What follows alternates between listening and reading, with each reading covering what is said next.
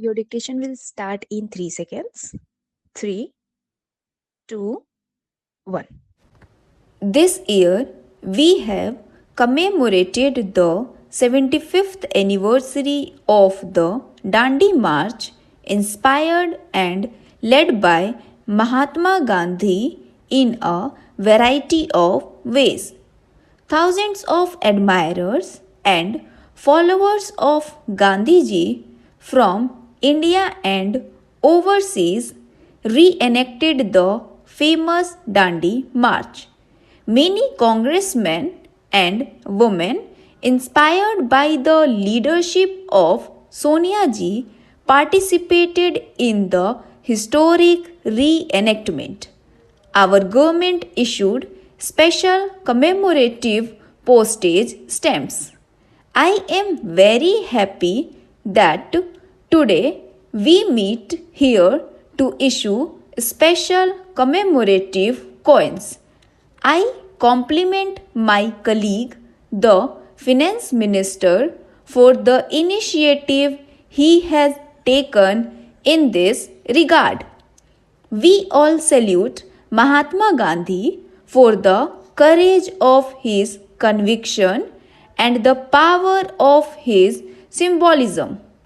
Holding up a fist of salt from the soil of Mother India, Gandhiji made British rule unpalatable. It was a historic moment in the creation of free India.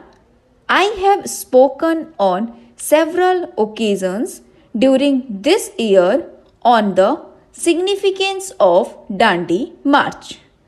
The Dandi March was not only a march for independence, it was also a march for the uplift of the poorest of the poor, the emancipation of women and their empowerments, the removal of untouchability, the assertion of the right of our people over the natural resources of which they are the inhabitants and owners, the establishment of unity of people professing diverse faiths, and above all, it was a march for our spiritual regeneration.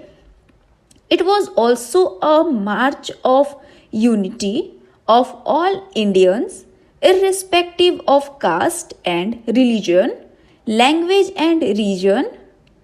The inclusive nature of our national freedom movement created the foundation for our inclusive democracy, of which we are just proud.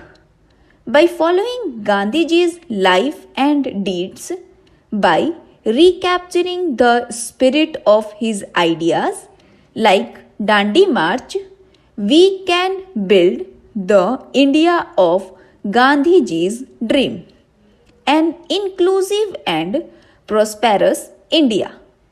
In celebrating the anniversary of the Dandi March, we must remember that our political leaders wanted to free us from rule and from a mindset of dependence. They wanted each one of us to stand for our rights and take pride in our being Indians, the children of Mother India. The idea of self reliance is important even today. However, self reliance does not imply pursuing a policy of exclusive. It does not mean cutting ourselves away from the world. Self reliance in the modern world implies the ability to pursue one's interests with self confidence and faith in one's own capabilities. Let me begin by expressing my sincere gratitude to my leader and to each one of you for this interaction. We are here to take stock of the implementation of some key promises we made to the people while seeking their mandate.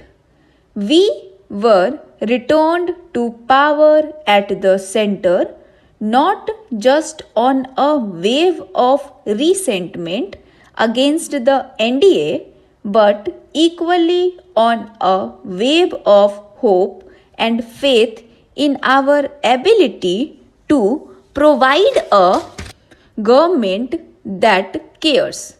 It was a positive vote for a secular and a liberal government, a forward looking and modernizing government, an inclusive and transparent government.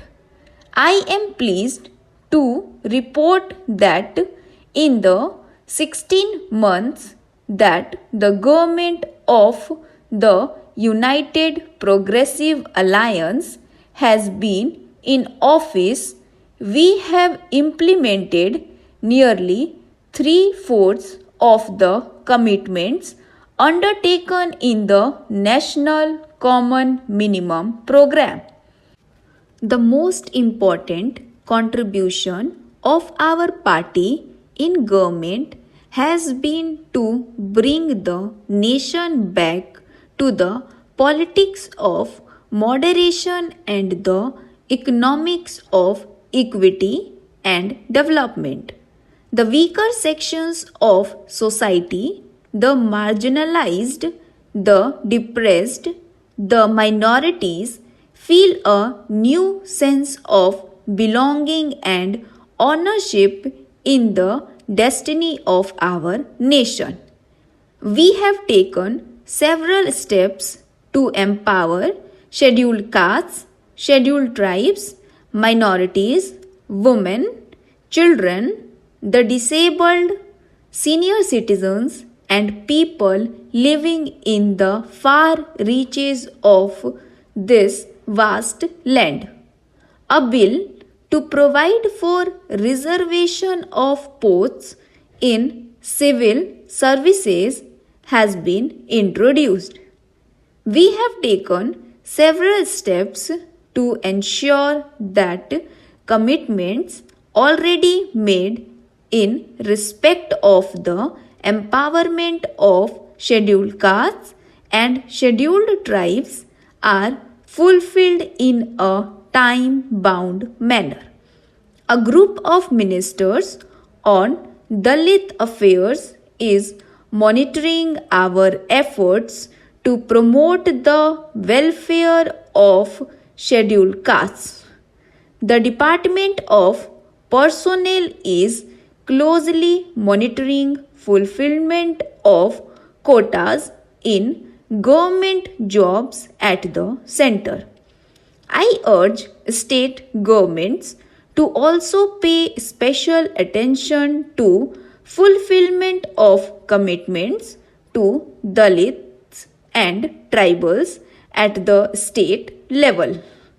The central government will make sure that at least 80% of the vacancies in SC/ST reservation quota jobs in government will be filled on a time-bound basis. Scholarships for higher education for SC/ST students have been significantly increased. A high-level committee is putting together information on the social and economic status of the minorities in India. We have also taken steps to economically and socially empower the minorities and widen education and employment opportunities for SCs, STs, and minorities in the private sector. We propose to come forward with a new 15-point program for the welfare of minorities with specific timelines and targets in the future.